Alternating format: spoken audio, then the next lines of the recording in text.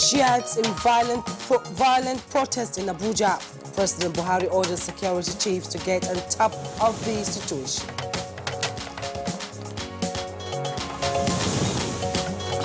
Vice President Oshibajo receives Defense College Course 27 report on security and defense management. Head of Service advocates right training to meet the needs of today's civil and public service.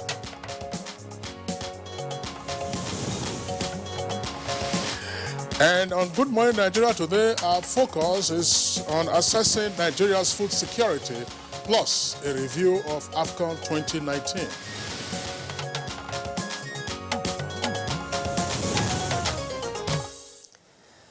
Nigeria's participation in the Continental Football Fiesta Kingsley dates back to the year 1973 in Addis Ababa, Ethiopia. And guess what? The team got its placement to thrill their fans and supporters as well as clinching the bronze medal. Well, we fast forward to the field of play to 2019, and then Nigeria shows up again at the 32nd edition of the African Cup of Nations tournament as one of the favorites. The NTA, that's the Nigerian Television Authority, made good its promise to beam live the soccer fiesta from the beginning to the end. Absolutely, Kingsley. The nation was conspicuously missed in past two consecutive outings, the last appearance being in 2003. So this 13, return, by the way. 13. That's right, with Nigeria. This return no doubt reignited the zest in players and showed up greater interest from their fans as well as many stakeholders all over.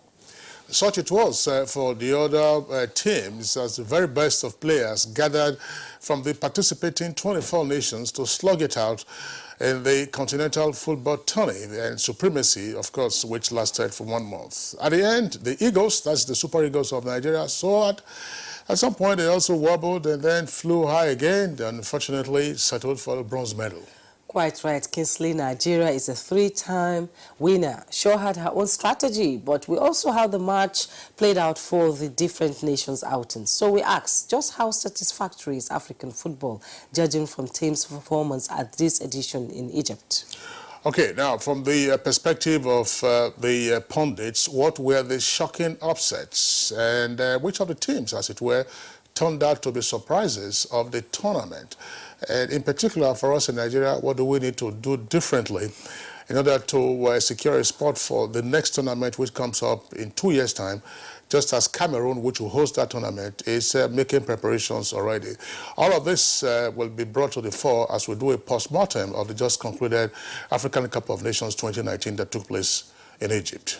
You know, Kingsley, football reinvention is not only our only preoccupation today on Good Morning Nigeria. In fact, when we secure this other aspect, talking about Nigeria's food security, we will play well to achieve further development on the nation and international scene. Well, I don't think the Super Eagles necessarily were hungry, so well, they were hungry for laurels. Special diet. Special diet, Yes. Well, they were hungry for laurels, as it were. Nigeria is as notably and widely acknowledged as a country with vast agricultural potentials, but just how aligned are our food security measures? Pertinent question to ask. Yeah, certainly. You know, Kingsley, food is a necessity, is a basic means of survival. It will also augur well as a socio-economic boost for the nation's development, if only we harness what we have in terms of production and attendant value chain variables. Where and what are the greatest threats to the nation's food security quest? That's the question we need to ask. That's right, that's right. And we can also ask the question how we are walking the talk on the many agricultural policies and frameworks that we have in existence, and what more would the agricultural sector require to better support Nigeria's economic diversification agenda. Of course, we're talking about an assessment of Nigeria's food security with all the inputs and variables that will come up for conversation later on in the course of the program. So on that note, we'd like to welcome you to another edition of Good Morning Nigeria. My name is Kingsley Osadolo. And I am Jummai Yusuf. It's always good to have you join us on the program on the network service of the Nigerian Television Authority. We are broadcasting live from Abuja, Nigeria's capital city. As always, we will bring you the complimentary parts of the program. These include newspaper review, business, sports, foreign and entertainment news. But first, here's the highlights with Usman Aliu. Good morning, Usman. And good morning, Jummai and Kingsley. This is the news.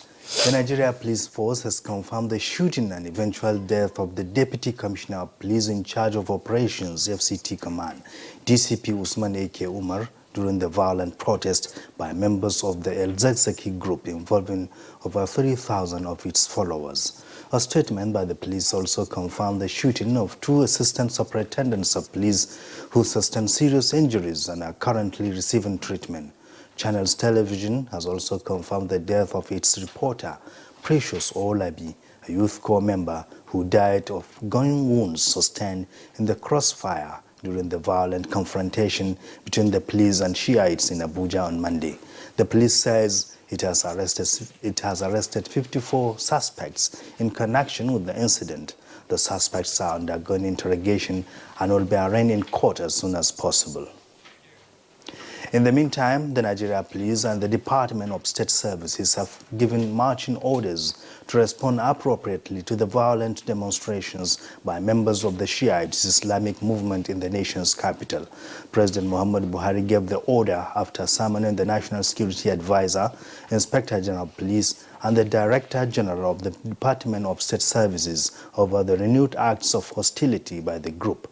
The Inspector General of Police, Mohammed Adamu, told NTA News after the closed-door meeting that the President engaged them on the security situation on the way forward. We briefed him on the activities of Islamic movement of Nigeria. The incessant coming out of this group of people protesting here and there, and we briefed him on the fact that we've been able to curtail their excesses. And away from security issues, Nigeria and a German consortium, Siemens, have signed an implementation agreement towards dramatically improving the quantity and quality of power supply in the country for sustainable growth and development of the economy. President Muhammad Buhari, who presided over the ceremony, said fixing the power sector as a key priority of his administration is a task that must be done. This project will not be the solution to all our problems in the power sector. However, I am confident that it has the potential to address a significant amount of the challenges we have faced for decades. Vice President Yemi Osinbajo this Monday received a delegation of Nigerian National Defense College Course 27 led by the Commandant Rear Admiral Maxon Kadri. The delegation was in the presidential villa to present a report of the Higher Defense Management and Strategic Studies research by Course 27 participants to the Vice President.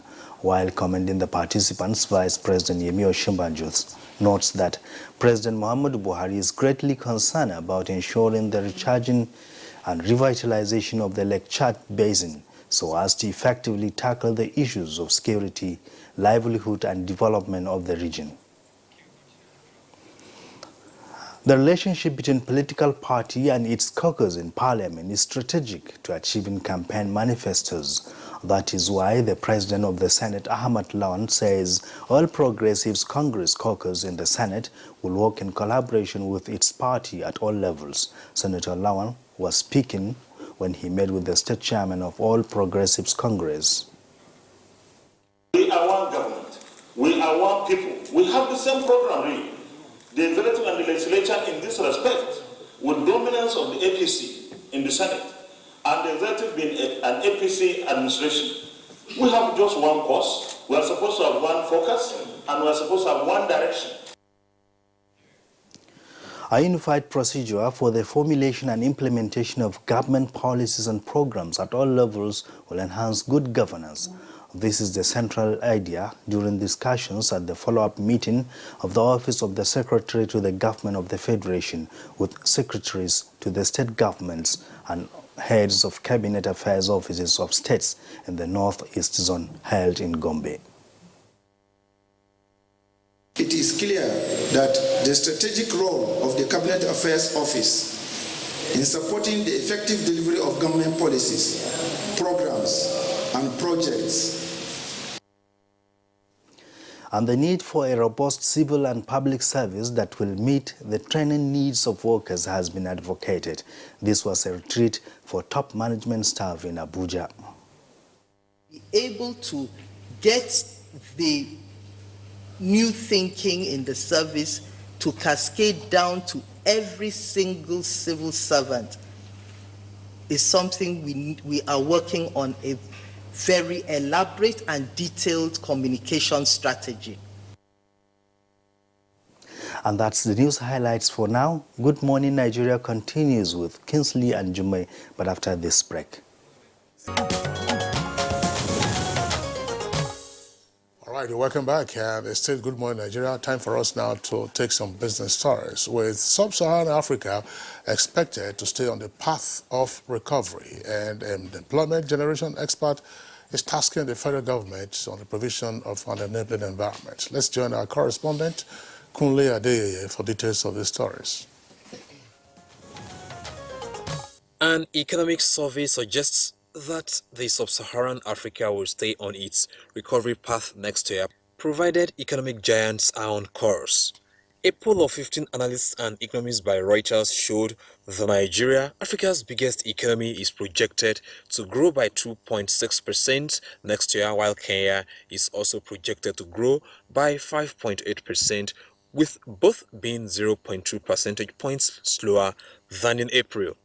In another development, as developing countries continue to struggle with the limited capacity to create jobs, the Director General, National Directorate of Employment, Nasiru Mohammed Ladan, says governments only need to create an enabling environment, while the private sector and entrepreneurs will provide the much required employment. He says being an entrepreneur is a reliable tool for closing the unemployment gap. What we are thinking of is not just to create jobs with it. We are trying to learn from Pakistan, Bangladesh, India, and Philippines, whereby we can export labor to earn hard currency for this country. And to the capital market, where the Nigeria Stock Exchange All-Share Index on Monday closed on a negative note. The market depreciated by 0.40% to close at 27,808.69 basis points, with market capitalization of 13.5 trillion naira. 285.7 million shares worth 2.2 billion naira exchanged hands in 3,887 deals. With business news, I'm Kunle Adeyeye. Many thanks, Kunle, for the business package. Up next on Good Morning Nigeria is the newspaper review.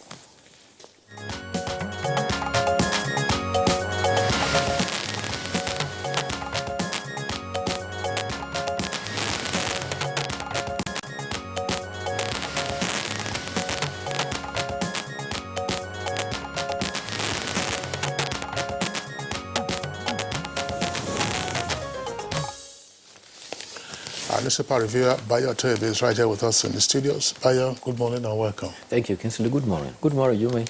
Good morning, Nigeria. How's the rain? Rainy morning. This is the season. Yes. Farmers are happy, and it's consistent now, not when it was on and off, which led to a lot of losses. Yes, exactly. So today we're starting the newspaper review with the Leadership newspaper. Just below the masthead, FG signs electricity deal with Siemens, which rather targets 11,000 megawatts by 2023 to deploy biogas for power generation. And the bold headlines there, very unfortunate situation yesterday. Police El-Zazaki followers clash. Deputy Police Commissioner, journalist, 5 others killed. We find that on page 4. With the rider, 2 ASPs injured. Police arrest 54 suspects. We lost 11 members. That's coming from the Shiite sect. And PMB summons the Inspector General of Police. And just beside the picture message there, Boko Haram has been caged, says Chief of Air Staff. Army hands over 151 repentant insurgents over to Borno State government. And at the bottom plate of the Leadership newspaper, court orders police to provide evidence against Senator Abu. You find that on page 2. Stock market cap rises to 13.2 trillion in HI. PMB would protect Indibo, Uzodima. You find that on page 23. DIG takes over Koza Pastor's investigation. That's on page 6. All right. The lead story for the New Telegraph newspaper comes with a kicker. Shiites' bloody protest. DCP, that's Deputy Commissioner of Police, channels television reporter, and 11 protesters killed in Abuja with 4 riders. To that headline, 2 ASPs, that's Assistant Superintendents of Police, 30 others injured. Police arrest 54 Shiites, and NEMA response post, an ambulance and vehicle burnt. Injured members were arrested on hospital beds. Details can be found on pages 8 and 9. And you can see the composite photographs there from the scene of the riot yesterday by the Shiite members in Abuja, right in the central business district. Some security personnel evacuating one of the victims of the violent protest by the Shiites. And you can see up in flames the NEMA vehicles on a post near the Federal Secretariat, as well as the unfortunate victim, that's the Deputy Commissioner of Police, the late Usman Umar. That is his photograph there. Bayo, let's take this story first, and then we'll come back to the others. The violence yesterday is coming 13 days after the same group protested to the National Assembly, a consequence of which it turned violent, and police vehicle and other citizens' vehicles were set ablaze. Security personnel and Shiite members also were seriously injured. Police made arrests and also announced a restraint of all protests to the Unity Fountain. First spokesman, DCP Frank Mba, says that yesterday's violent protest was involving 3,000 members of the Shiite group. There were fatalities, and unfortunately, as a senior officer of the police who was shot, unfortunately, later on is reported to have died at the hospital. A staff of a television station was also among those that were shot. Security personnel and other members of Shiite also secured injuries. Meanwhile, 2 vehicles of the National Emergency Agency, Mobile Intensive Care Unit and Response Intervention Van, very expensive vehicles, were set ablaze just adjacent to the Federal Secretariat. First spokesman said that 54 arrests of members of the Shias have been made. The Inspector General of Police visited the injured personnel at the hospital and later on also visited the State House to brief President Muhammadu Buhari. The President charged the Inspector General of Police to provide security for all residents in Abuja and all over the country. Meanwhile, the Inspector General of Police has reiterated its 24 hours surveillance to the AIGs for FCT as well as all contiguous states to Abuja, and it has reiterated that police will not accept any breakdown of law and order. Meanwhile, the other story about power. Nigeria has signed the electricity roadmap agreement. Before you get into the power story, I think it's most unfortunate what happened yesterday. And as you said, coming just about a fortnight after an earlier protest also turned violent at the National Assembly. It's obvious that the Shiite protesters are right in the city of Nigeria's capital territory.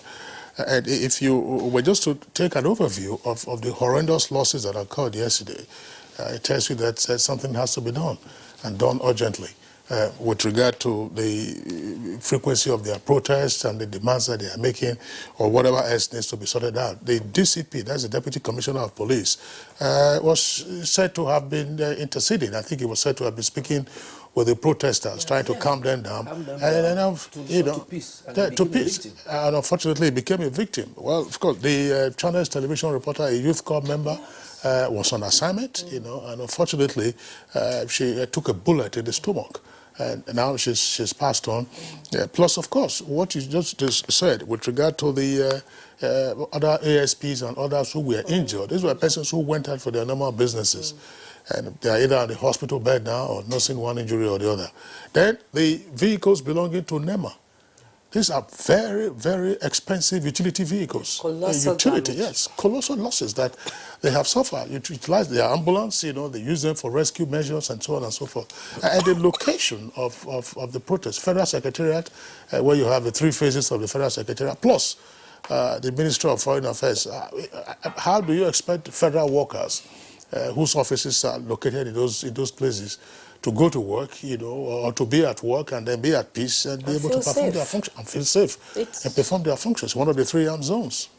These shirts people, I think they just don't come in from the outskirts. I believe they are right in the middle of Abuja. Such a large crowd coming out should be noticed before they even get to their destination. They are organized, they are youths, young men and women, sometimes even involving children. Yes. The danger here is that each time they come out, it doesn't end peacefully. They say they come out for peaceful protest, but it never ends peacefully. When you have a protest that involves exchange of gunfire, certainly that is not peaceful demonstration. And something has to be done. Yes, there is a fundamental right to protest, but there's no right to resort to violent protest. And protest that takes life, either of even the Shiite members or security agents or innocent Nigerian citizens who are going about their normal duties, is not ideal for a society.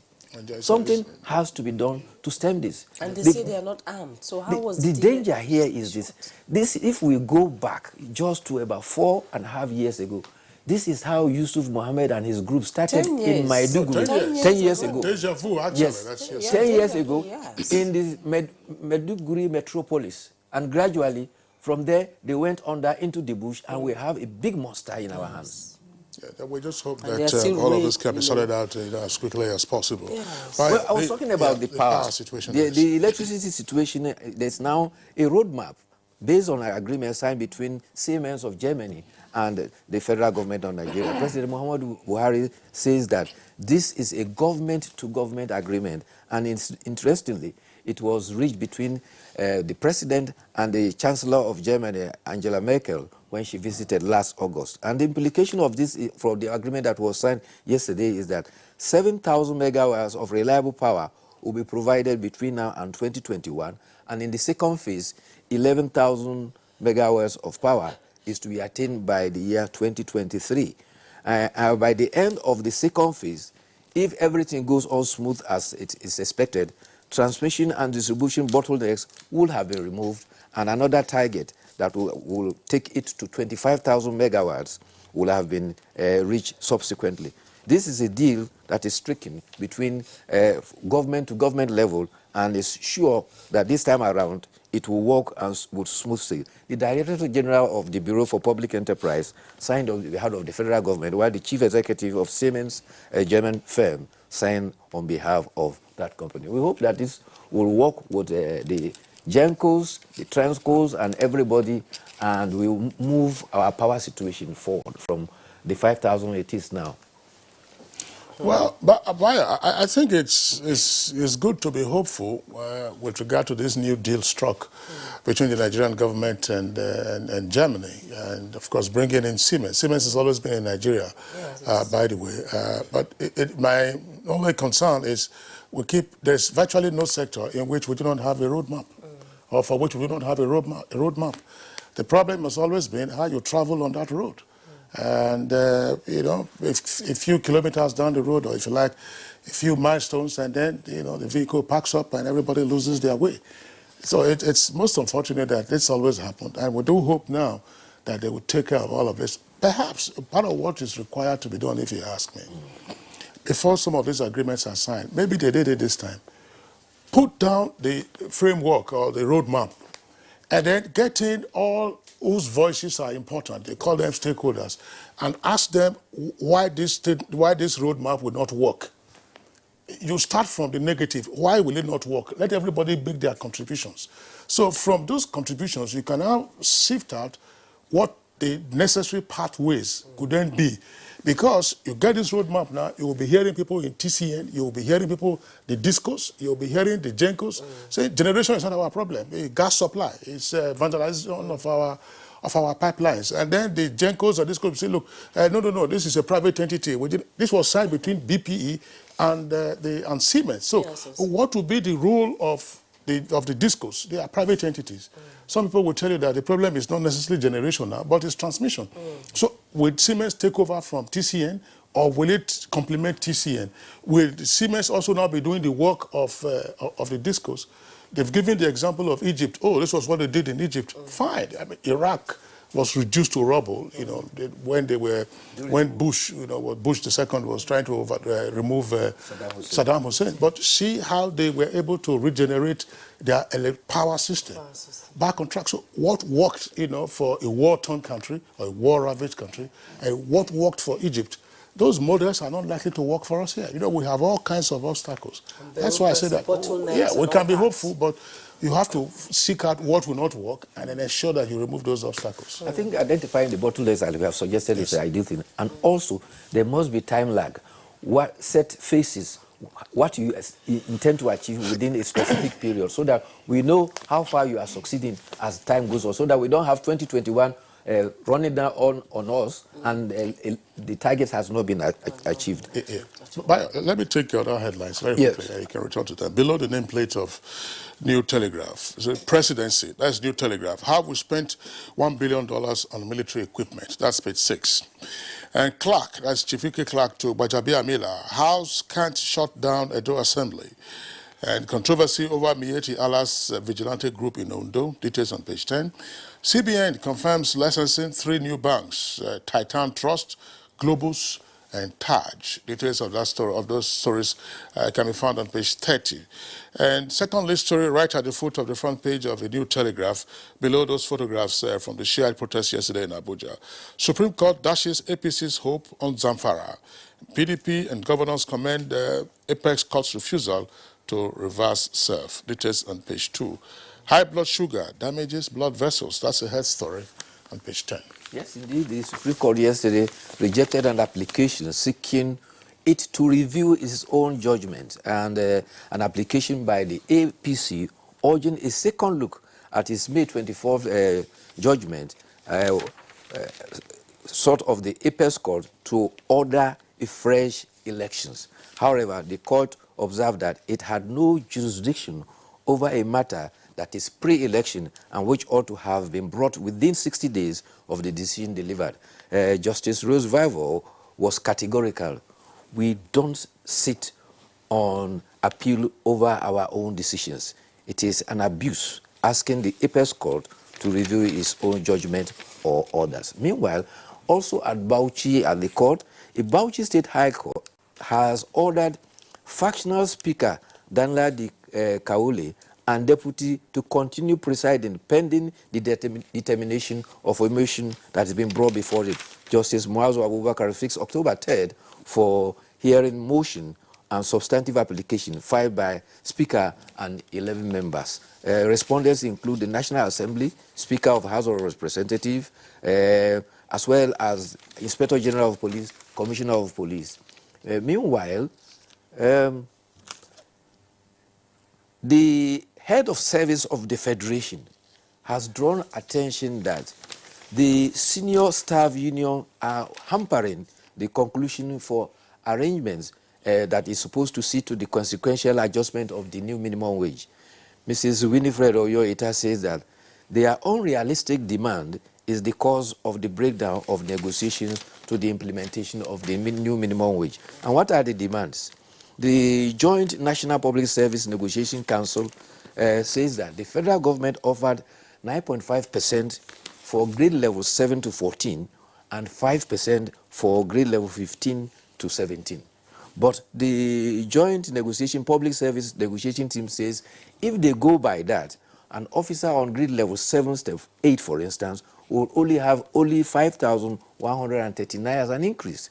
However, if they have left it at the 66.6%, the increase will have been 16,230. Similarly, those on level 17, SEP 8, will have only an increase of 22,056 naira, as opposed to what they will have had 88,226. And therefore, the Labour is now asking for 30% for those on level 7 to 17 and 25% from those on level 15 to 17.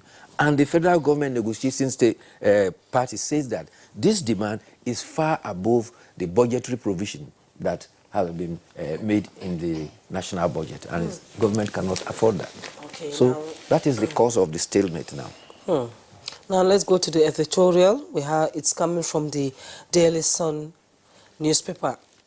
It's all about the murder of Nigerians in South Africa. Yes, there is a development. But before I go to that, can I quickly draw attention to what India did yesterday? They have a low-cost rocket launched in India and is heading for the moon, and they hope that by September it will land on the moon. And the Indian Prime Minister has told the world that all things being equal, if they succeed, India will hopefully put a manned rocket onto the moon by the year 2022. Now the editorial. The editorial is happening on the issue that has been very current, the killing of Nigerians in South Africa. And the editorial is saying that the number of Nigerians that have been killed in South Africa in the last 30 months is about 130.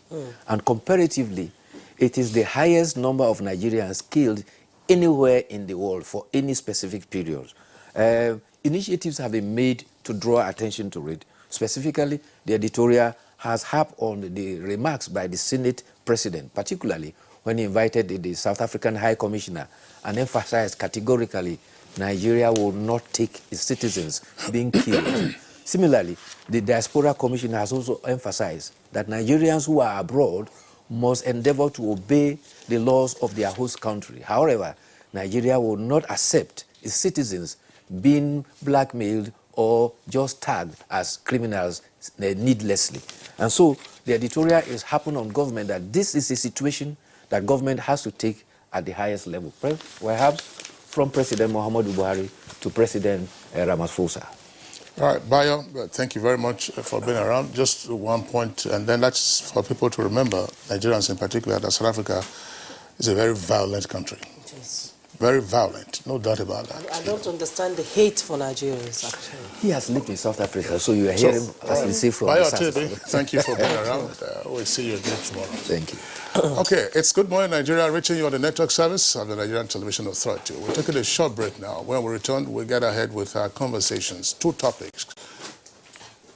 I feel like the whole team should be kept, their progress should be monitored, and also youths that are coming up from the local league should be encouraged to develop their skills into the national team. They really did well, even though the target was not met.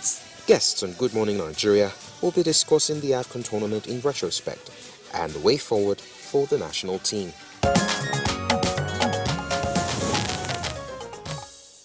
And we have our guests here with us in the Abuja studio, as well as our Just Network centers. First, I would like to welcome to Good Morning Nigeria a sport analyst, Abdurrahman Ibn Muhammad. He joins us from our Just studio. Welcome to Good Morning Nigeria. Good morning, Jume. All right, Jume, of course, Abdurrahman was former general manager NTA Sports, and he was with us when we first had the conversation on AFCON. Right here with us in the Abuja studios, I would like to welcome two other guests, of course, who are familiar faces on the program. First, Jacob Oyekale. JJ, pleasure to have you with us on the program this morning. It's my pleasure. Also here with us in the studios today, last time we took him from outside the country via Skype, Mike Enahoro. Mike, it's a pleasure. Delighted to have you with us on the program. Thank you very much. Okay, so let's begin with Abdurrahman Ibn Muhammad in our Just studios. Abdurrahman, give us a sense of what your assessment is of the just concluded Cup of Nations that took place in Egypt. Well, thank you very much. I'd like to take a look at this post-AFCON analysis from two perspectives. One, from what actually happened during play, on the field of play, which is, of course, uppermost for most people. and of course from the point of view of what NTA was able to do in bringing the tournament to Nigerians. Let me start with the affairs on the field of play. I would like to take a middle position. There are quite a number of people, I'm very strongly opinionated people, that Nigeria really underachieved and that there is nothing to celebrate. And there are others who think, well, we should celebrate because third place is at least is on the podium. I think, in all honesty, Nigeria could have done better and should have done better. We had tactical and technical deficiencies that really undid us, and that calls to question the technical savvy of our technical bench. For instance, Riyad Mahrez is known by practically every soccer enthusiast, and therefore for coaches, Riyad Mahrez is a very, very hot item to hold. At the point in time that we considered that free kick to Algeria in that semi-final, no coach worth his salt would have allowed that kind of thing to happen. The players should have known that at that point in time, at the 95th minute, we should not have allowed any ball coming into our 18. That is one. Two, the goalkeeping department of the team. What were they thinking of when they put forward Daniel Akpeyi as first choice, first in the pecking order? Obviously, the results did not bear that out. We have known, we have seen Uzoho, we have seen Ikechukwu, and the sentiment is that here, the one game that Uzoho was given, he gave a better account of himself than Akpeyi did. So again, this is another area of default. But above all, I think the tournament, a worthy winner did emerge. But I'm just looking at it from the point of view of Nigeria. Could we have done better? Should we have done better? Yes, we could have done better. Indeed, we should have done better. But things probably didn't work out. Maybe the fact that we played with some bit of trepidation at some point in time. The lowest point came when we lost to Madagascar. It's unheard of. And that exposed us. That gave us, you know, the picture that, yes, are we really prepared for this? But to cut it short so that others can also be in a position to contribute, I think the matches against South Africa and Cameroon showed where we should have been. We lacked the consistency to play like we played in those games. That is what brought us to where we are. But to celebrate a third place 8 times, in fact, the joke around some circles of sport is that, well, Nigeria is the top prize winner as far as bronze medals is concerned. Not in Africa. It should be our birthright to claim the Africa Cup of Nations almost for the asking. But I think we need some bit of thinking to do.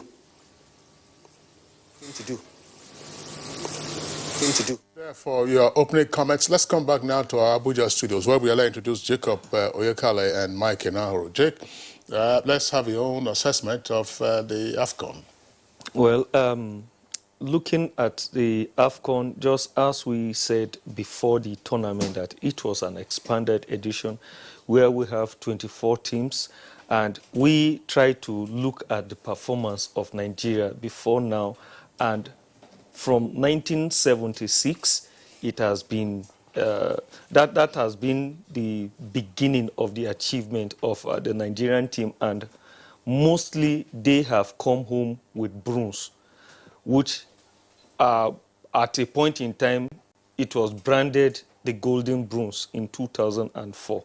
And going into this tournament, with the caliber of players we have paraded, and the coach have stayed over 2 years, which has given him enough time to have studied the team and to have known how a team should work. So as Nigerians, expecting too much is not too much for Nigerians.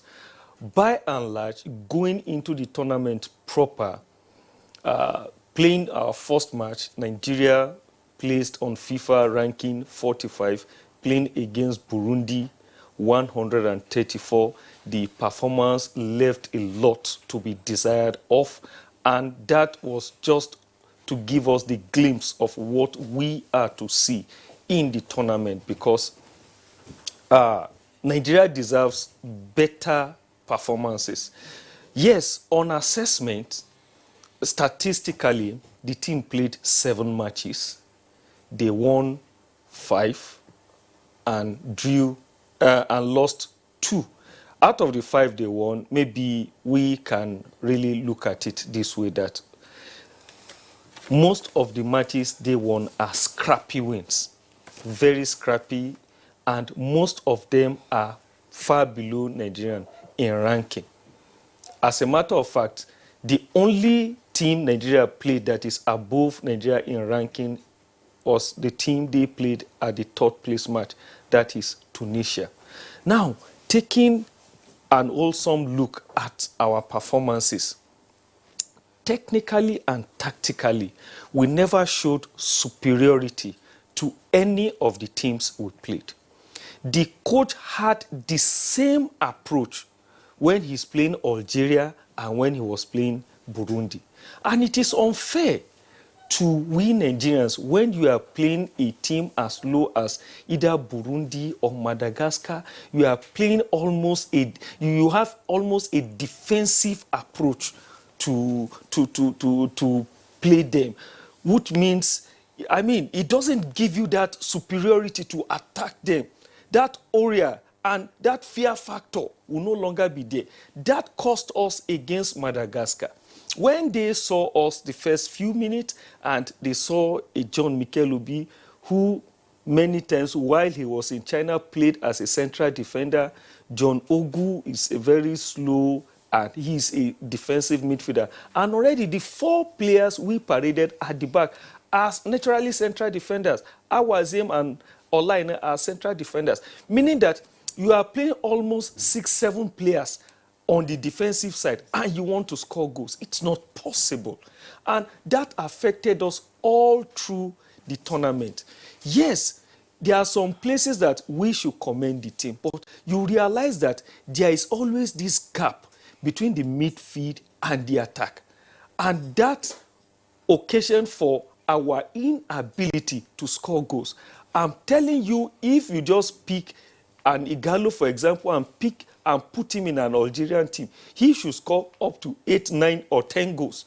Because the Algerian team have this synergy, the way they play close to each other, and that was why they had a lot of goals. But we could not get a lot of goals because our midfield played very far from the attack. And even technically, you realize if you take a close look at how Algeria played Nigeria and how Algeria played Senegal, you see respect in the way they played Senegal.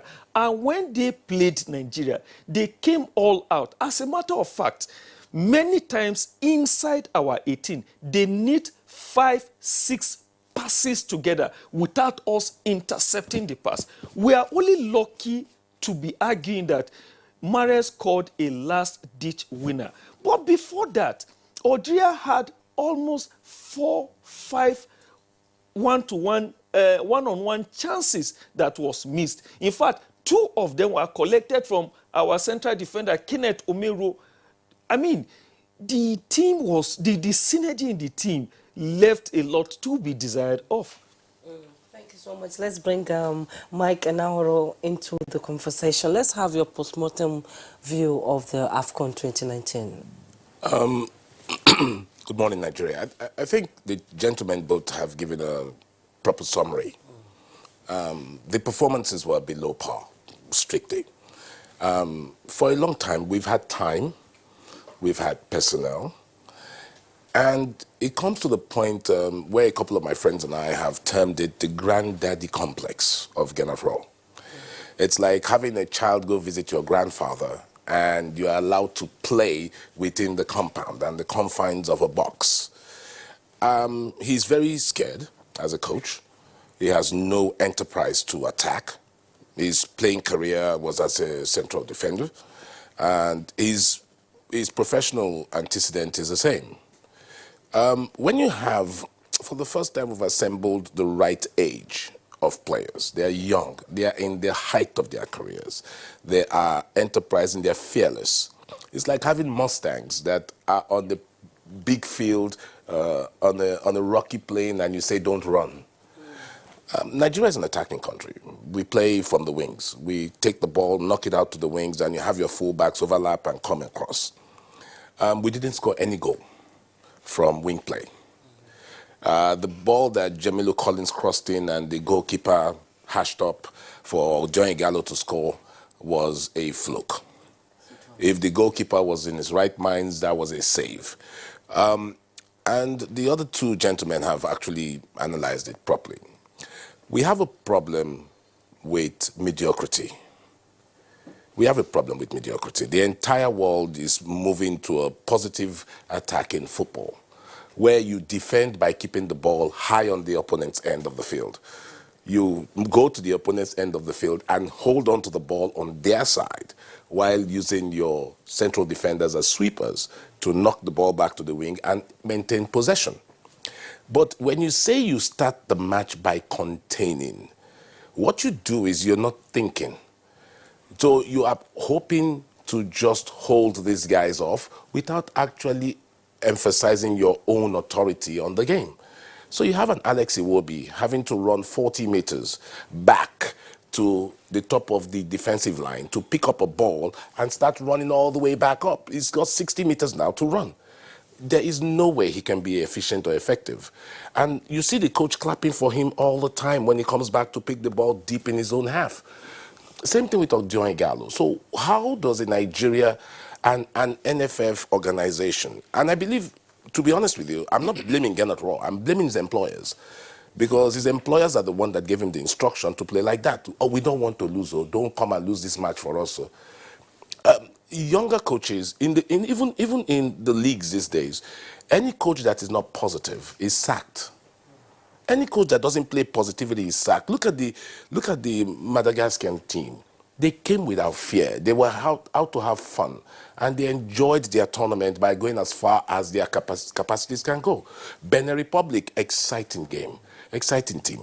Look at Senegal. You've got Aliou Cisse doing an amazing job with the guys he knows. Algeria, the same thing. Local coaches now are doing exciting things. Hervé Renard, look at the way he transformed Morocco. He took them when they were 81, brought them to number 50. And that is just about the positivity of football in the world. Then we now bring a grandfather to come and sit down and handle Mustangs that need to run. And you tell them, ooh, contain. His employers should be looking at this, and I'm hearing the NFF president saying, oh, we're sticking with this man.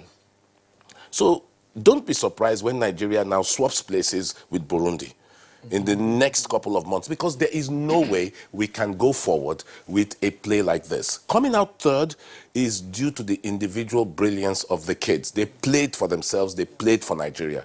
They looked at the man on the sidelines and understood that he had nothing to offer with what was going on the game. So the kids went out there and played.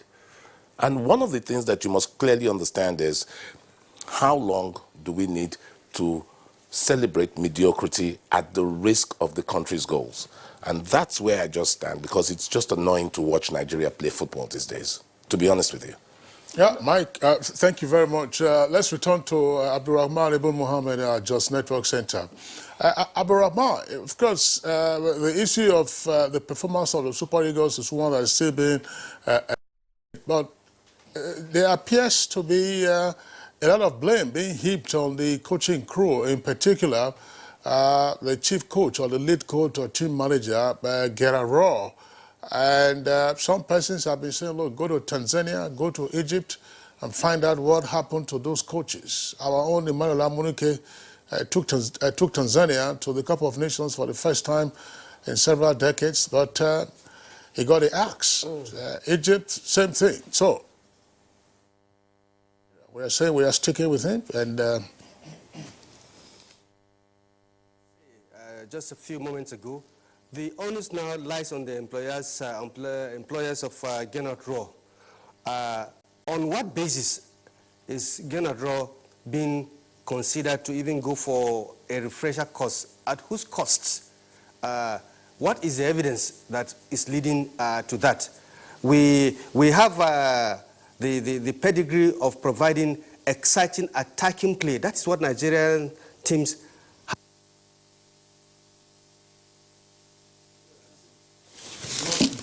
Oh, it seems shame. we've lost Abdurrahman Ibn Muhammad in Jos. We'll be getting back to him in the course of the program.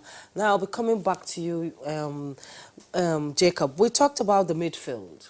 For me, as a football enthusiast, I've seen for a long time after the Uche Okechukwu era, the midfield has been not really good for Nigeria. Most of the goals that is scored against Nigeria comes from the wings, and the midfield is just not there.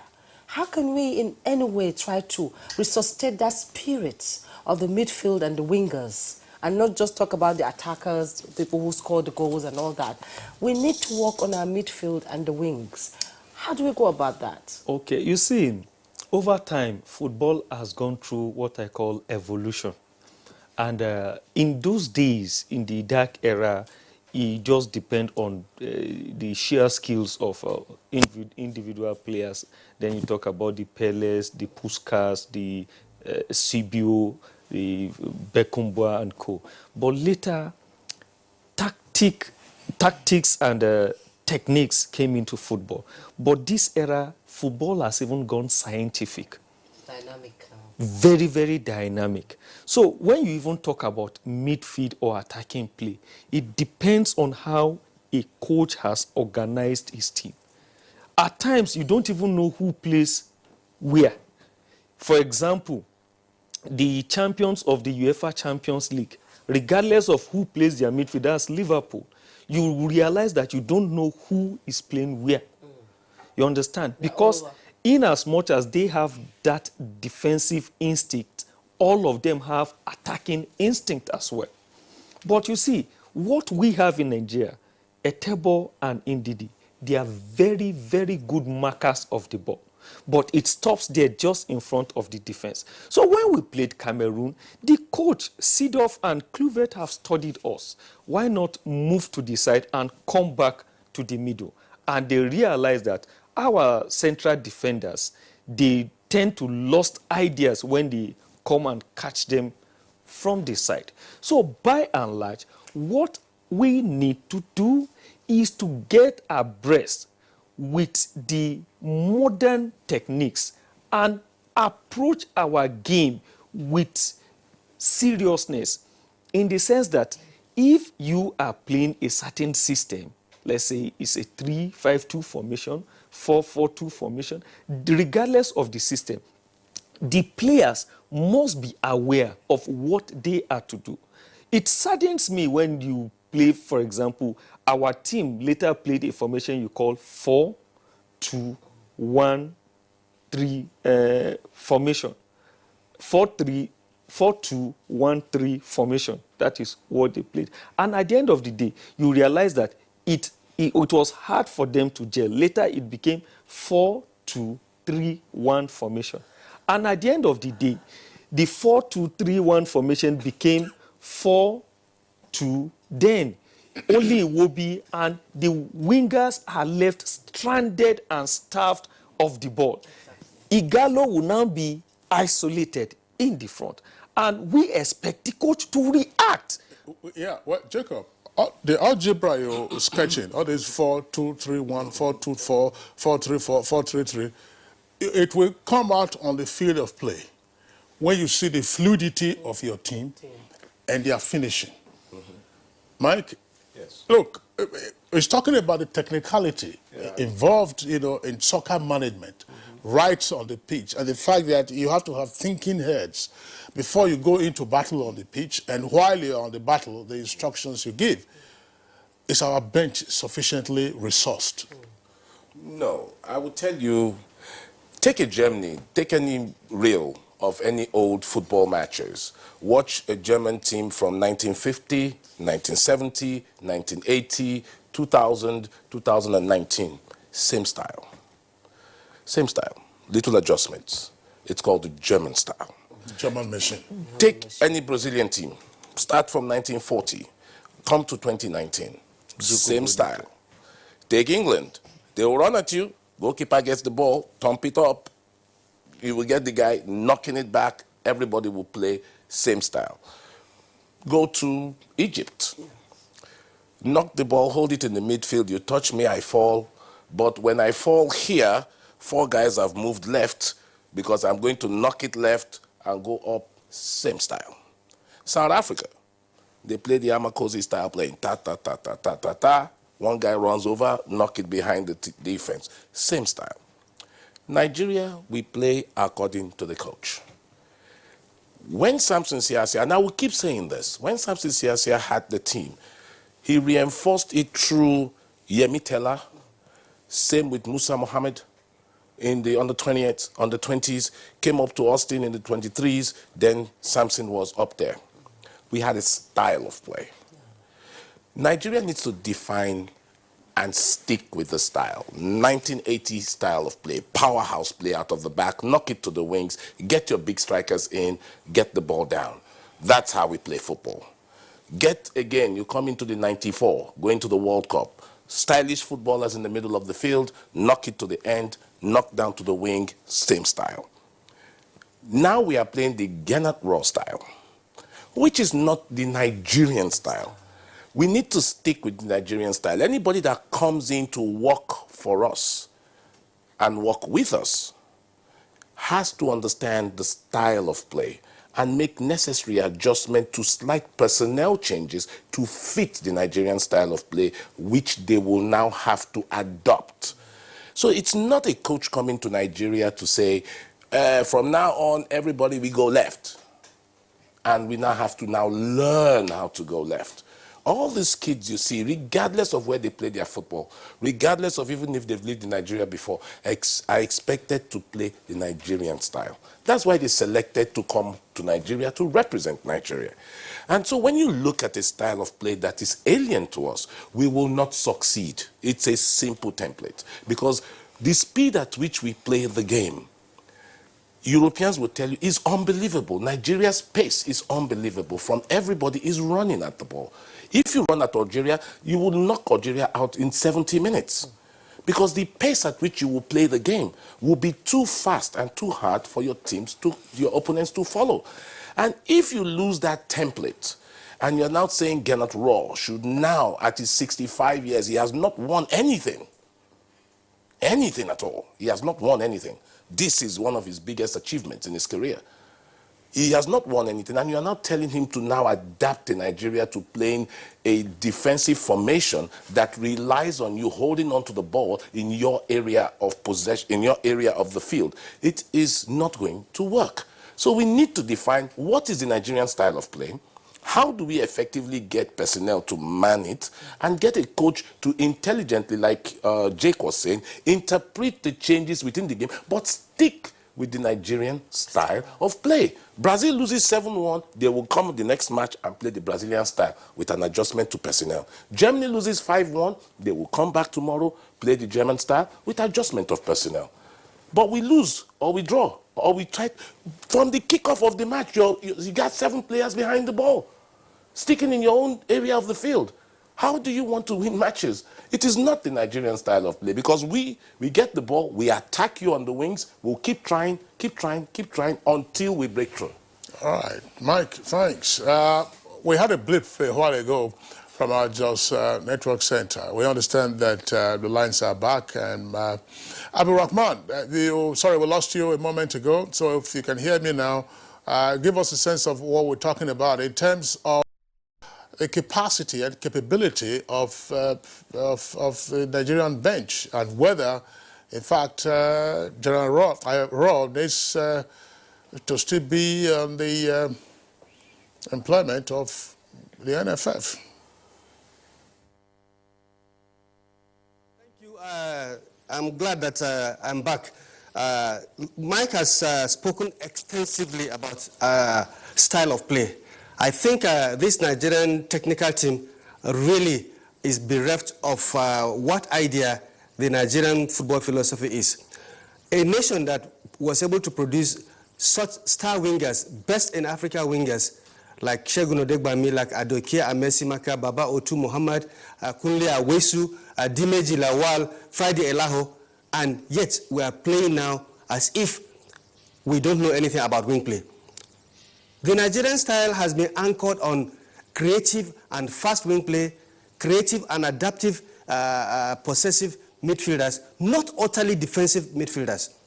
The coach selected the players based on his own philosophy, as Mike is trying to say. Because you did ask whether the bench has enough resources a few minutes ago. Most definitely, Nigerians, we have the players that can be used for effective wing play. Gernot Rohr chose to use inverted wingers, took Ahmed Musa to the left, and the young man Chikeze to the right. And he didn't give that young man the chance to really do what he ought to do. After playing the first match so very well, for inexplicable reasons, the young man just disappeared. And by the time he came back, his confidence has been shaken. I would have wished that a member of the NFF, the employers of Gernot Rohr, is around here, so that it's not as if one is hitting their heads when they are not around to be able to give answers. Austin Eguavoen got a bronze medal for this country in the same AFCON, and he was fired. Abel Ronald just took a good look at what he did with Morocco and said, look, we have underachieved, and he left. The Egyptians fired their coach. On Amuneke, as you have stated, was fired. Who is protecting Gernot Rohr? If the ambition, except of course, if at the outset his employers gave him the target of, okay, just take us to the semi-final and your job is done. And then we are going to hold them to account for lack of ambition, because at no point in time should any Nigerian team, at least in Africa, aim for anything less than the first position. We have the players, but the coach, whoever he or she it may be, I'm also referring to the coaches of the female team, should be able to adapt to what we have. We have players that can be used. It has been proven time and time again. So it's not a question of sending Gernot Rohr to, go to study for a refresher course at either Bayern Munich or wherever on this earth. The point is, at 65, as Mike has stated, what has he been able to achieve? What has been the precedence? He's been given an opportunity, he has been given a platform, and that platform he was unable to really deliver. Nigeria is not a team of third placers. This has to be made very, very clear. We have the personnel. Even if we were to go, on a break from international football in order to get our acts together, but certainly we play football that is unattractive. That is what has happened. The midfield, Mike and Jake were saying, was virtually absent. We have Ndidi. He is well respected. He has carved a name for himself in the Premiership, but he's a holding midfielder. He's a defensive midfielder. We don't have the holding midfielder that will play in the mode of JJ Okocha, who opponents will be afraid to come forward and meet. And you can't tell me that this country is short of such players. If we come enough, we're going to get them. And I think it's time that maybe if the NFF and other sports stakeholders would have a seminar or whatever to chart a way forward. But we cannot be playing football that will be sending people to sleep, that will be making mediocres come and confront us full-blooded, like the Madagascans did. They noticed that we had 7 players behind the ball, and they said, well, we could experiment. They did experiment, and we were left at the short end of the stick at the end. That will remain one of the biggest blips of any Nigerian national team, to be beaten by a team that is peopled by people who play 5th-tier football in France. That is not good news to hear. So I think the onus now lies on the NFF, and as I was saying, I would have wished that a member of the NFF, probably Mr. Pinnick himself, or chairman of the technical committee of the NFF, was here to show us cause why they are holding on to Gernot Rohr, because obviously he is not good enough. Okay, thank you so much, Abdurrahman Ibn Muhammad. Jacob, I'm coming to you. At the beginning of the AFCON, when I saw the kind of players we have, it took me back to 1994. That team that lifted the spirit of Nigerians. It was lovely just to watch them play. And I don't understand what happened along the way, because there were players from all across the country.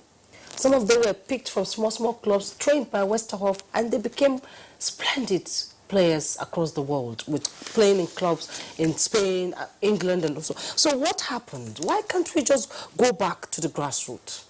Bring up this young boy. We have hunger to win. That was the team of 1994. They had the hunger, the control, the finesse to win all these games. So how can we go back to that? You know, go to the grassroots. All these academies, we have academies all over with young boys coming up in academies, passing out. So how can we go back there and pick up players, train them? Maybe in the next 5 years or 6 years, we see something different. I think in Nigeria, we find ourselves in an unimaginable lake of abundance, but the water recedes our mouth each time we want to drink of it. That is just because the structure is not there. We have a very wrong sporting structure in this country.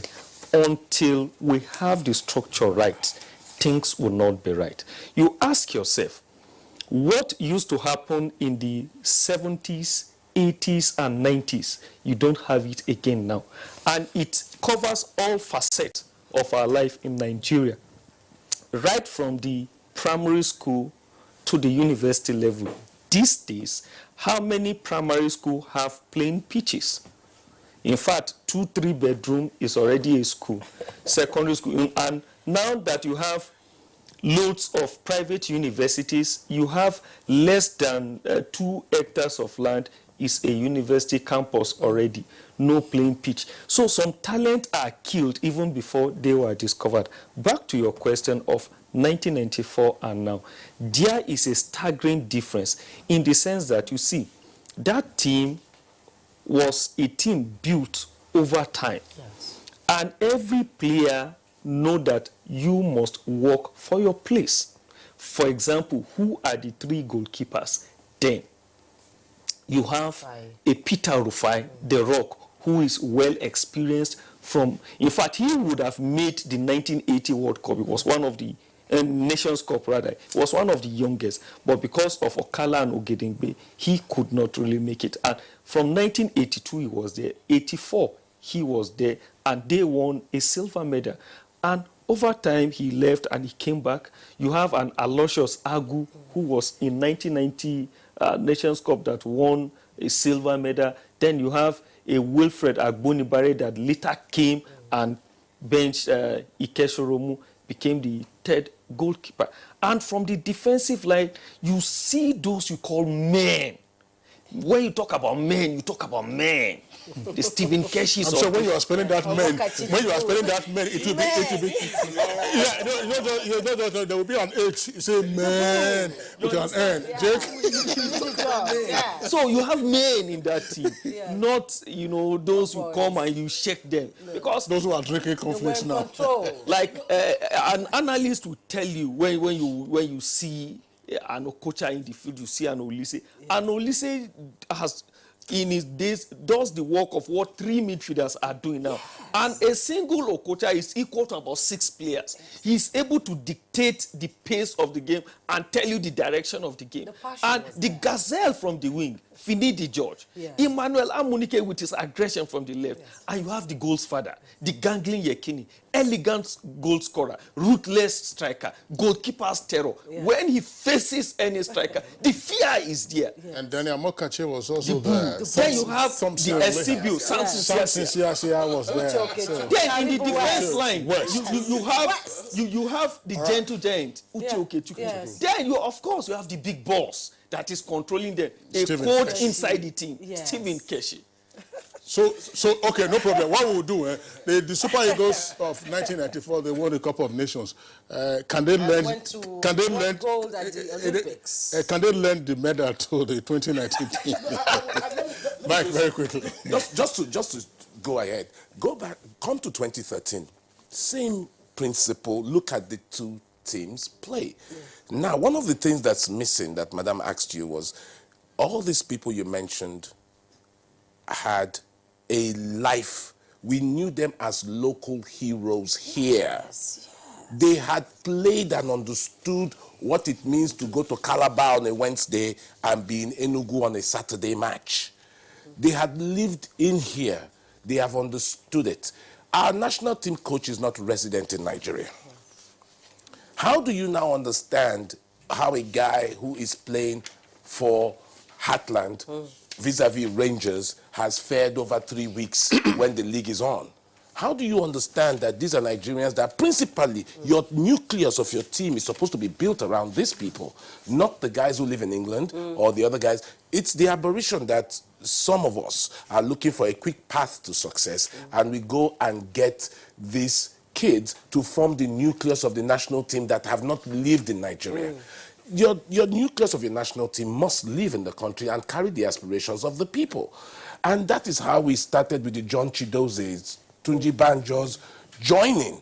John Orlando's and Okwarajis now joining this nucleus to expand the style and you play. Right, so Mike. That's just the difference. Yeah, Mike and gentlemen, we have a number of tweets that have come in, torrents, of course, by the way, and they are addressing the issues that you have also raised, buttressing what you have raised and all of that. We'd like to thank them. Seidu Mohammed, Mike Ayakwo, Law Al-Fasi, Festus Akimboyewa, Amaka Shalom, Dele Jack Solomon, Omagbola Humbabs, Chibuike, Dinkpa, Ibrahim Modu Aji, Mose, that's Malam Musa. And this one here, I want to take this one very briefly. From Chibuike Dinkpa. I don't know whether there's some superstition in this because sometimes it comes around. Chibuike Dinkpa, our color is green, white, green. According to my research, let's see. Our color is green, white, green, according to my research. There's no need for any research. Our color is green, white, green. NFF must stop adding unknown colors to our jersey. They say it's bad luck. Yeah, because whenever another color is added to our jersey, the Super Eagles do not reach the final in that tournament. Never. Abdulrahman, in Jos, yes or no? On the final note.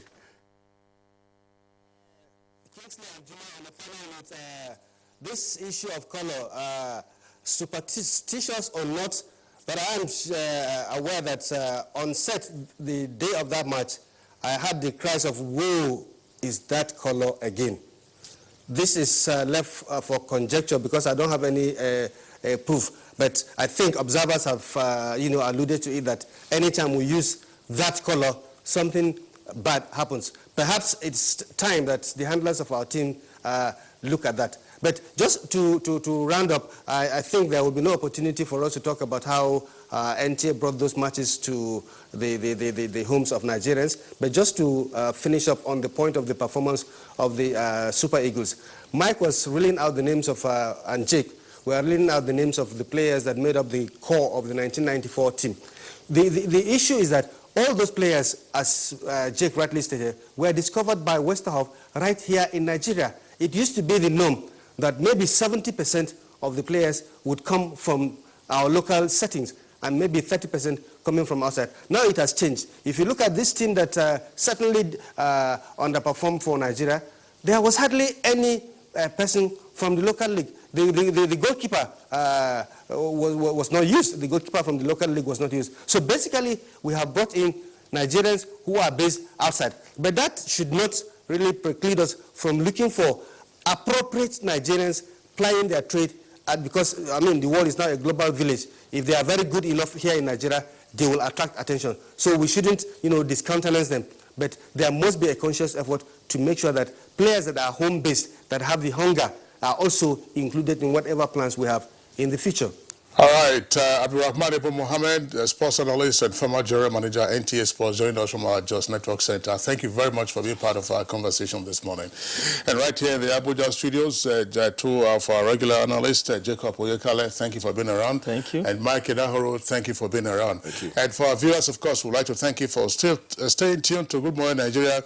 And for those who are superstitious, go and check out the Nigerian jersey in 1994 and see how wow it was. Yeah. And how marvelous those Eagles performed. We'll take a That short bad break luck now. Jesse should be rested. He should be rested, Yes. I believe so, yeah.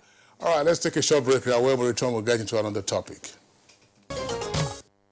The security of every nation is never complete without food security. This is because a nation that cannot feed itself is likely to face other crises and instability. Despite Nigeria's vast agricultural potentials, the country still continues to work towards food sufficiency. It is obvious that Nigeria is still struggling to achieve its food security goal, which is anchored on having access to a sufficient quantity of affordable and nutritious food. The challenge of food importation is one of the problems that the government is working hard to solve. Many Nigerians are engaged only in subsistence farming, a situation that government wants to change with efforts channeled towards restoring agriculture to its former status before the oil boom and encouraging mechanized farming. Program like Operation Feed the Nation in the late 70s was intended to be a kind of agricultural revolution in which everyone was encouraged to plant something. However, for various reasons, the effort did not produce the bumper harvest that was expected. Since then, successive administrations have shown greater attention to achieving sustained food production and security. The Buhari's administration has demonstrated will to improve food production, and through community-based agriculture and rural scheme, Fadama Development Project, Root and Tuber Expansion Program, Anchor Brewers Program, training, access to loan and grants for farmers, distribution of fertilizers are part of government initiative to help boost production. In 2016, the Agriculture Promotion Policy 2016-2019 was approved by the Federal Executive Council, which outlined all that was needed for self-sufficiency. But how can issues such as desertification, environmental degradation, flooding and terrorism, among others, be addressed to help Nigeria achieve self-sufficiency and even export? How can issues of packaging and large-scale production be improved? What role can Nigerians play, especially in patronizing locally made products and produce? Guest on Good Morning Nigeria. This morning, we'll be answering these and more questions shortly.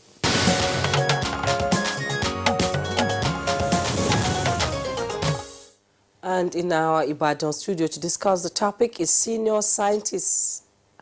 Okay, it's like we don't have Ibadan yet, but we also have in the studio in Abuja here, team leader, Rise Africa, Professor Edwin Idu. You're welcome to Good Morning Nigeria. Good morning, Nigeria.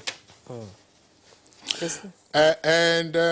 From our Maiduguri Network Center, if we have him. All right, now we understand our engineers are trying to clear up the access to those network centers. Once we get them, we will, of course, bring them into the conversation. But let's begin with Professor Edwin Idu, who is team leader, Rice Africa. I mean, rice is not the only food we eat in Nigeria, by the way. So it used to be a special delicacy on Sundays and during festive season, but now it's an everyday meal.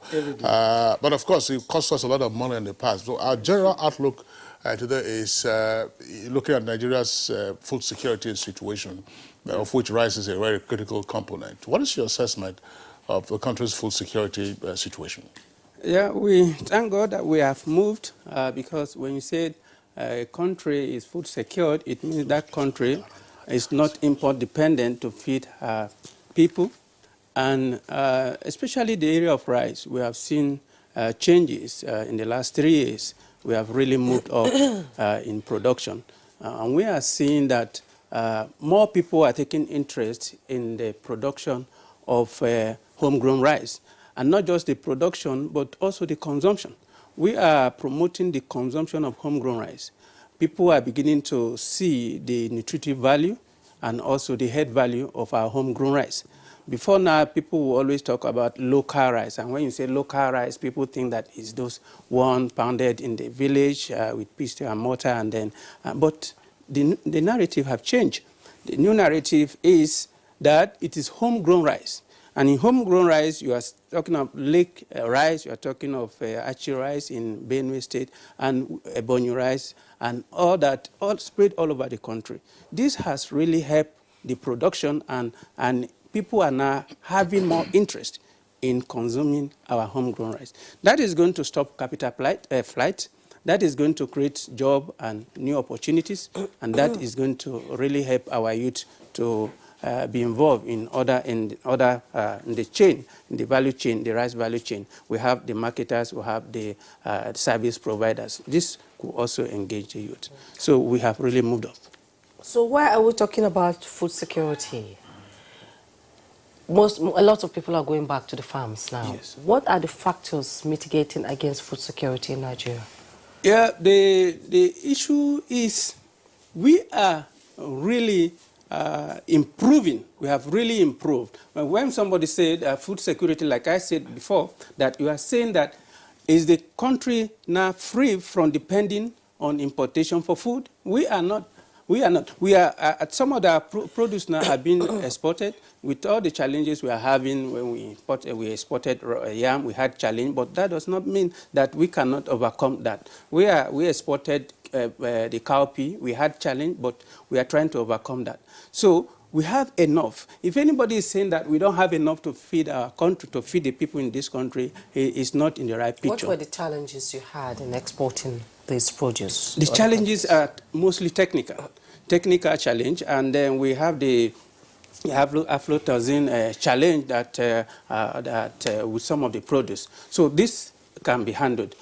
Recently, I think last week, we went around the country, about 6 states were selected on the issue of zero reject. The zero reject is to educate our farmers and marketers on the issue of use of indiscriminate chemicals on agricultural produce. So we are already sensitizing the public. We are creating awareness on that. This awareness is to stop and to give us what we call zero reject in the international market.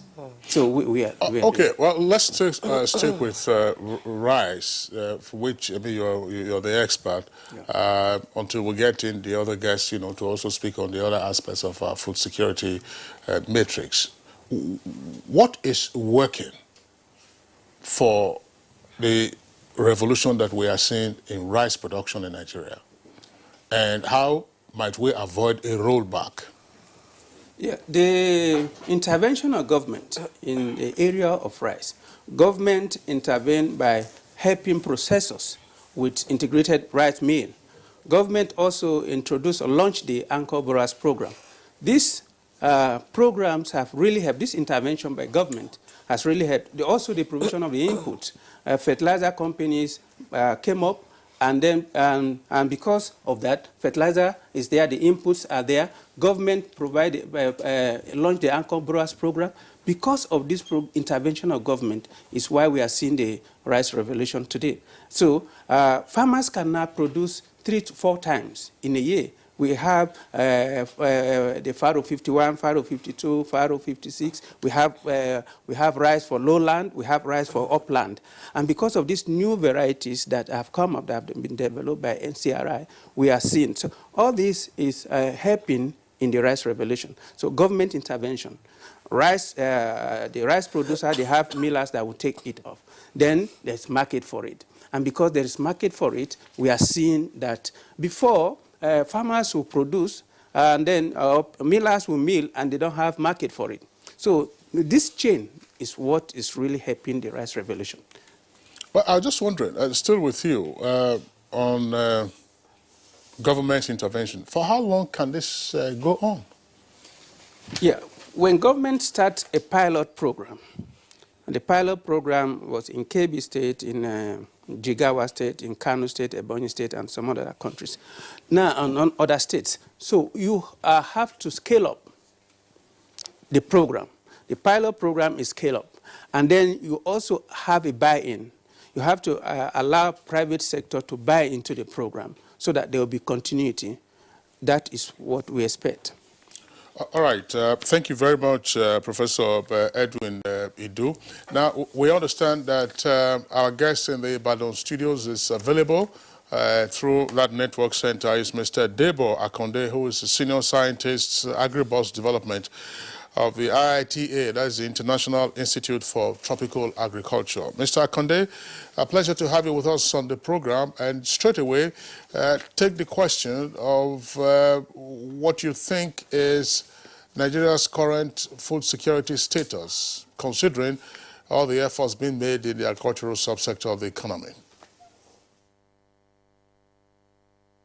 I think I've been following the brief that has been given by the guests in Abuja. Yes, if we consider what the definition of the food security is, we can say that to a large extent Nigeria is food secure because food security is not just putting in perspective the local production, but it's also putting in perspective importation of food as well. But looking at your topic today, which focused on food sustenance, I think that is where there is issue, because food sustenance is precisely focused on meeting your local consumption based on local production, which does not put in perspective the issue of importation. And I think that is what an area where we have a bit of challenges, as a nation. And this is not far-fetched. This is will be based on diverse factors that have affected our agricultural production within the country. So we are aware the kind of an agricultural farming system that we are engaged in has been stereotyped and has remained to be more of a subsistence way of farming, with a high number of those that are engaged in these kind of farming practices at old age now, I think on an average of between 65 and 70 years old. We don't expect to be doing the same thing the same way over many years and expect a difference. While we are engaging in the same approach of farm production, our population is growing, and that approach obviously will not be able to meet the increase in population. As we are growing in population, we are also seeing diverse factors that impinge on issue of agricultural productivity. For example, the issue of climate change is there. How much we have prepared ourselves against the climate change, climatic variation, that impact on food production is something that we have to put in perspective. And again, in addition to that, diverse conflicts that we have between herders and farmers, most particularly in areas that are very known to be our food baskets, and across the region of the country will definitely impact on our local production. So all these factors putting together are things that needs to be considered, for us to have a better understanding on what the food production, the sustenance of the food production in this country is currently is. How do we grow the sector and sustain the nation's agricultural business? We've talked about climate change, security, and all that. So how can we sustain agriculture in Nigeria? By encouraging people, and how do people access funds for agriculture? One of the things that we need to look at strongly, as mentioned earlier, is the agricultural system that we are currently engaging in. In as much as I do recognize the fact that subsistence farming will remain for a long time, we also have to see how we can engage a kind of an hybrid system whereby the subsistence system can be able to be linked with a commercial production. We are piloting as an institute some of these in some states in the country now, and once this pilot is well groomed, it may be a model that could be adopted in diverse states within the country. And what am I saying? What we are looking at some kind of a model like a farm estate, where a private sector can get engaged in a commercial production, but making or working strongly with smallholder farmers for this commercial production. So you are not leaving the smallholder farmers behind, but the private sector is engaging in a more kind of a commercial production and a kind of hybrid system. And the advantage of this is that private sector will be able to bring in diverse resources. You've mentioned the issue of finances.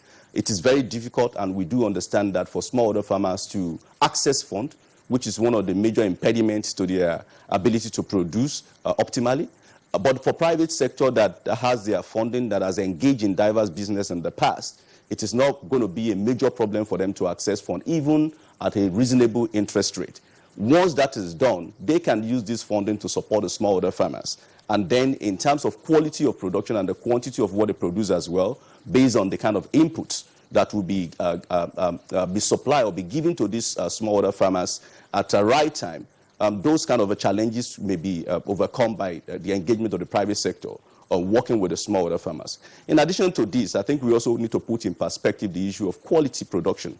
It is not just about producing quantity. If we produce the quantity and the quality is not what is good enough for human consumption, I've heard that the issue of aflatoxin has been mentioned. I have worked on aflatoxin management for the past 70 years with IITA, and I've seen how this has impacted strongly on our crops within the country, and as this also reduce our ability to engage in export. So if a private sector is engaged, with the smallholder farmers in this way, they will be able to bring in the right kind of best practices. Technology as well is what the private sector can also engage in that our smallholder farmers may not be able to have access to. Agriculture is going to what they call a precision agriculture that goes beyond just the rudimentary agricultural practices. And a smallholder farmer on his own cannot engage in precision agriculture. Precision agriculture requires a lot of technology, lot of data and innovation. So I think it's very essential to ensure that we engage private sector strongly for us to be able to start producing optimally within different areas of our agricultural system. All right. Thank you very much, Mr. Debo Akonde from our Ibadan Network Center. We will hopefully get back to you to get your closing thoughts for the remainder of the time that we have in this conversation. We're back again to our guest, Professor Edwin Idu, here in our Abuja studios. In terms of value addition, are we on the right track? Yeah, we're doing well, say now, in cultivation, harvesting, and perhaps storage. But in terms of value addition, what are you seeing? Is there a lot of emphasis on that? Are we utilizing, for instance, properly our silos for storage? Are we having strategic? Yeah, the value chain, when you say value chain, we are starting from production, which is the primary one, and then processing, marketing, until it gets to the table of the consumer. In the chain, different categories of people are involved. And when you say value addition, at every stage, as it moves from the primary stage of production, at every stage, value is added. At the processing stage, you have added value. At the packaging, you have added value. At the sorting stage, grading, you are adding value. So the value addition is at each stage, down to the table. You are adding value to it. You talk of the issue of silos. Government recently tried to revitalize our silos again. And what government is doing right now is to see how private sectors can also take ownership or take ownership of those silos. Government is going to have at least 5 for reserve, and then 18 has been given. Now, it is for us to create more awareness for the farmers to know about these silos. These silos are located in different parts of the countries. We need to know, farmers need to know that this is what government is doing right now.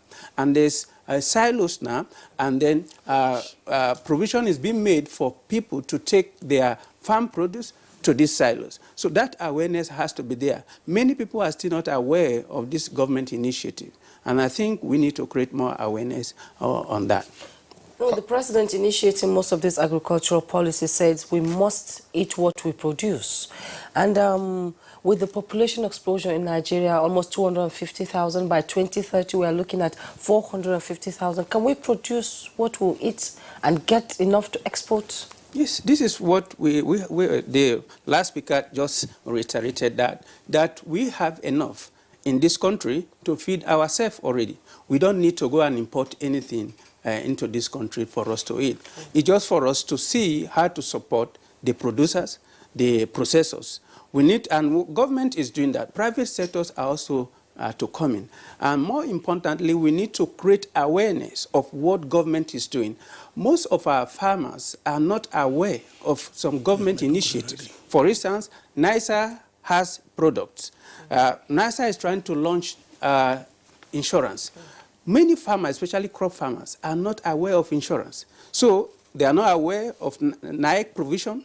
They are not aware of the new NISA products. And so if they had challenge, if there is flooding, if there is drought, they don't know where to run to. So we need to create that awareness that government of the government initiatives, so that people can key in, and then we'll be able to have sustainability in the system.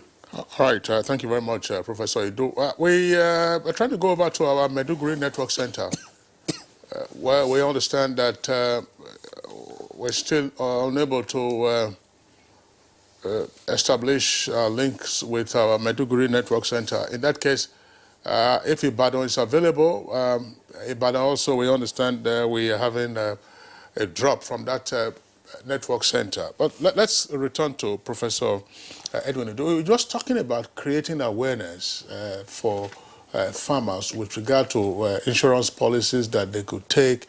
But what is the missing link in creating this awareness? Whose responsibility should it be? Are we still dealing with a small holder farmers, or we are now dealing with large cooperatives that can access these products available from the insurance sector of the economy?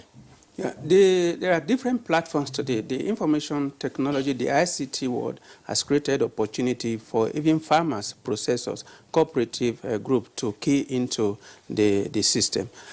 We have always advocated that a media platform like NTA should have a program dedicated for enlightenment. It could be Saturday evening, it could be Sunday evening. This program could draw funds from agricultural companies, agricultural business that have to do with agriculture. We have the Bank of Industry, we have the Bank of Agriculture, and other agricultural industry. We can draw 1% from there. Just see what is happening in the educational system. 2% was drawn from the industry, and then we have the third fund, and that is supporting education.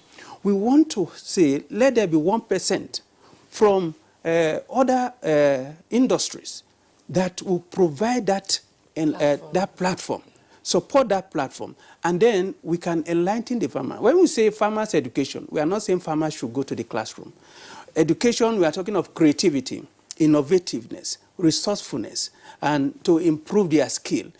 And what you can teach somebody in 3 years, you can teach another person in 3 months. You just need to know the necessary ingredients. And so if we are going to teach farmers, we don't need to take them to the classroom. We need to know, extract the ingredients and pass it to them. And with a platform like this, we can develop a robust program that will reach our farmers. Farmers are keen into the ICT. I do a lot of research in the area of ICT and agriculture. And somebody is saying that, oh, farmers are not using ICT. How do you know that the farmers are not using ICT when the farmers right in their farm there, they have phone? And then you say they are not using ICT. So we can bring farmers, use a platform to reach to these farmers. And NTA will provide that platform. We need to draw funds for it. Well, thank you very much, Professor Idu, for that suggestion. Of course, NTA will consider what you have just indicated, yes. Except the difference with third fund is that is a statutory provision. Yes. So you will need a law to sort of take this one. So it could then be a business negotiation exactly. Between NTA and the others, because NTA is Africa's largest television network, and therefore Nigeria's largest television network. You can't beat the reach of the Nigerian Television Authority. But in terms of education, part of what we are discussing and what we also discuss from time to time on Good Morning Nigeria, these are all parts of the ways of enlightenment. Professor Abba Gambo, who is our regular guest on Good Morning Nigeria, is a professor of agronomy. He's joining us from our Maiduguri Network Center. If it's available, Professor Gambo, sorry, it looks like, what happened? We're trying to link up with you in Maiduguri this morning. It's been a major challenge, but happily we're through to you. So we're going to have bulletized points from you, as it were, now. So Professor Gambo, we know that you are up to the task. Tell us something about our food security situation and what needs to be done to ramp it up. Good morning, Jummai. Jummai Babuba and other crew members are sending their regards. And then quickly, Kinsley, I want to do a kind of small analysis across the 19 northern states. Let's take Kebbi, for example. Kebbi has done very well in rice, but then the security situation has also seeped into Kebbi a bit. Sokoto, the Goronyo axis, which is the major crop production area in Sokoto state, is still under attack. And then by the time you move to Zamfara, more than 50% of the actual farmers in Zamfara are not on their farms as we are talking. Then you move into Katsina. The moment you leave your house as you're going to the farm, you're being kidnapped. Then you now move a little bit into Kano, and then the same scenario is also playing in some parts, and even to Jigawa. But then by the time you come to the northeastern part, you know, we had that our peculiar problem. Apart from that, the Nigerian meteorological forecast of low rainfall has reared its ugly head. So we are now having a kind of drought spell, and most of the crops, some farmers planted 3 times. Really, some farmers planted 3 times, and now that we are talking, the growth rate is also very low. Quickly, we did an analysis just last Sunday. I did a survey at the Damaturu main market, and the survey brought out so many things. Last year, millet, 100 kg was being sold for 13,000 naira. This year is just 6,000 naira. Last year, groundnuts, 100 kg was sold for 35,000 naira. This year is just 17,000 naira. And the same thing with beans, which is very important, especially in Yobe State. Last year, a bag, 100 kg bag was 25,000 naira. Yesterday, it was 11,000 naira, and that is going to continue for a long time. But then the sweet story is in rice. Rice was 32,000 naira per 100 kg bag last year, but just 2 days ago, it was 26,000. Now, what we actually noticed from the survey is that last year, so many people were on the farms, and then they were able to produce so much, but along the line within the year, some few things happened. The first is the massive ban on exportation of our beans because of the chemical we call DDPVP, which is dichlorovirus. That chemical is not supposed to be in the international market at all. And there is no agency that is sensitizing the farmers to stop using that particular chemical. That is one. And then there is the methyl bromide, which is also a very poisonous chemical. Our farmers are using them indiscriminately. There is no agency that is talking to the farmers on how best to use agrochemicals, etc. And then doing the same analysis in the northeast, by the time you go to Adamawa State now, kidnapping is on the increase. Farmers cannot have access to their farms, etc. And it's the same scenario. Borno is a particular cake, and you know, the farmers, we are just trying to bring out the farmers out. But then the issue is, in the northeast, farmers are still not having access to good quality seeds. The rainfall pattern in the Sahel is just about 3 months, and now we are experiencing drought. So we posit a situation whereby, since we all have this information on our fingertips, why don't we have a kind of low early maturing rice variety, for example, like the professor said? Why can't we research into a rice variety that can do in a dry area within 90 days or within 120 days? If the research facilities are there, it can be done. And the same thing for the millet and the sorghum and other things. But then the scenario now, and the truth is, there are less farmers on the farms this year than the number of farmers on the farms last year. So what am I saying? It means there will be less yield this year than last year. The apathy on the farmers is the sharp drop in the prices. So we are expecting low yield from all farmers across, most especially the northern state this year. And I, as an expert in food security, I cannot guarantee that 2019-2020 is going to be food secured. Well, I just wondering, Professor Abagambo, explain this to our viewers. Yes, on the part of farmers, when there is a drop in price, of course, that means that they're not, making a profit. But for the consumers, if the price drops, that should be some happy feeling. So, what should that be? And the other point allied to that is, if the farmers say, look, we got low prices for our produce the preceding year, what else would they be doing other than going back to the farms? If they don't go back to the farms, of course, they can't have money and they won't have profit, and they probably will also go hungry like the rest of us. Let me take your second question first before taking the first one. You know, along the line, we've been able to sensitize farmers that agriculture is now a full-fledged business. You invest your money thinking that you're going to get. But then if you invest your money and then you are losing, why should you be on the farm? There is no way to be on the farm. People planted beans last year, most especially in most of the northern states. They were getting about 35,000 naira per 100 kg bag.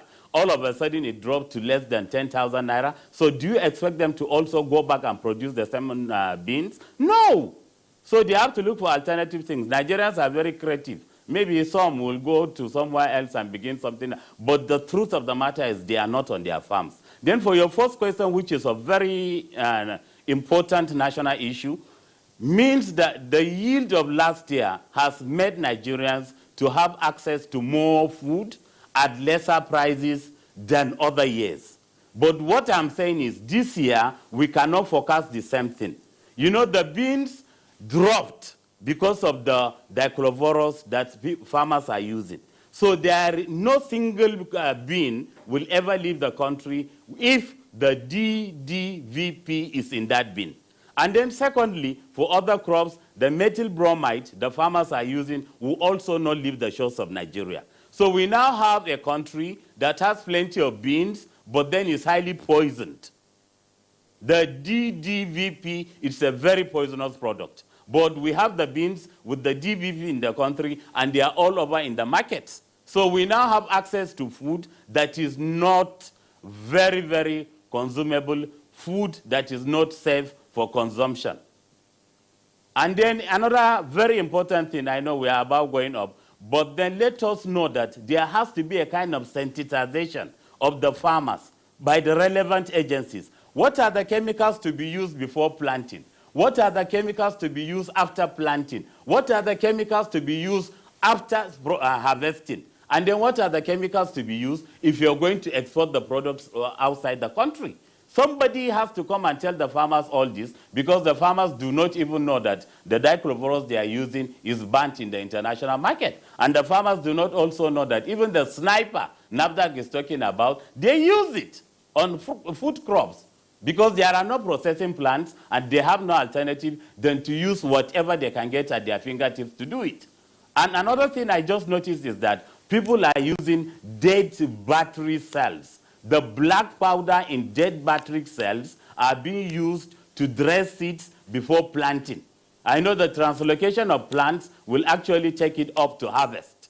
But then they have to do it because of the large amount of pests and diseases in the soil. In the Northeast, for example, for 7-6 years, the farms have been left fallow. So you now have a massive infestation of different diseases and pests, and the farmers have to look out for whatever ways, because nobody is talking to them. They are on their own. All the farmers are left on their own. The extension delivery system is not working. The research institutes are not being well funded. The universities, we do some research. Nobody is talking to us. And research is actually supposed to be demand-driven. We do plenty of work. Nobody is talking to us. So we now find a situation whereby everybody is left on his own to do what he wants or what she wants.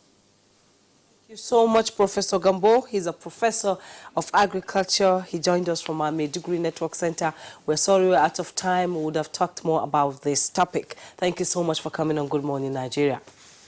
And we're also thanking Mr. Debo Akonde, who joined us from our Ibadan studio. He's a senior scientist, Agri-Boss Development, International Institute for Tropical Agriculture. Thank you so much. We couldn't go back to you. Thank you so much for your contribution. And back here in our studio, we are thanking the team leader, Rise Africa, Professor Edwin Udu.